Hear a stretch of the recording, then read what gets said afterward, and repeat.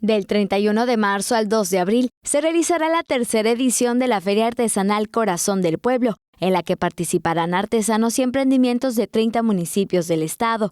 De Oxkutzcap participará Verónica Manrique, primera carpintera del municipio y que desde hace 3 años elabora productos decorativos. Yo estoy fabricando artesanías en madera, como son repisas, decoraciones y una que otra cosita más en madera. De la Huerta del Estado también expondrá sus productos Miguel Ángel Tsiu, quien emplea ingredientes endémicos de la región para producir cerveza artesanal y vino de Jamaica.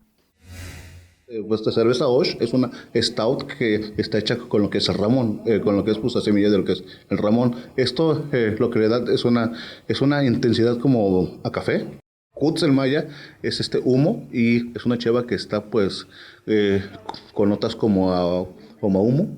Huele y sabe como a tocino, como a carne de temozón, y esta tiene un alcohol de lo que es el 5. Esta le ponemos miel, entonces es una cheva que es un poquito dulce y con notas lo que es acítrico. La profesora Viridiana Cachón, con una receta que ha perfeccionado desde hace más de 10 años, demostrará el por qué sus salsas de chile habanero son consideradas las más picosas. Yo trabajo con los colores del chile habanero, o sea, las variedades del chile habanero.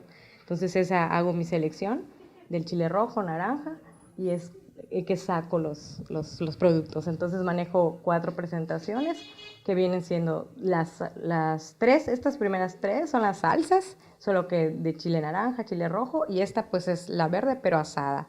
Y esta es un aderezo, ya que igual es a base de chile habanero.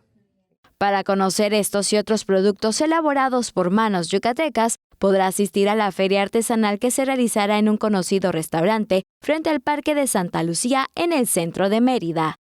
Con imágenes de Jorge Quime, Mayra Vences, Tele Yucatán te informa.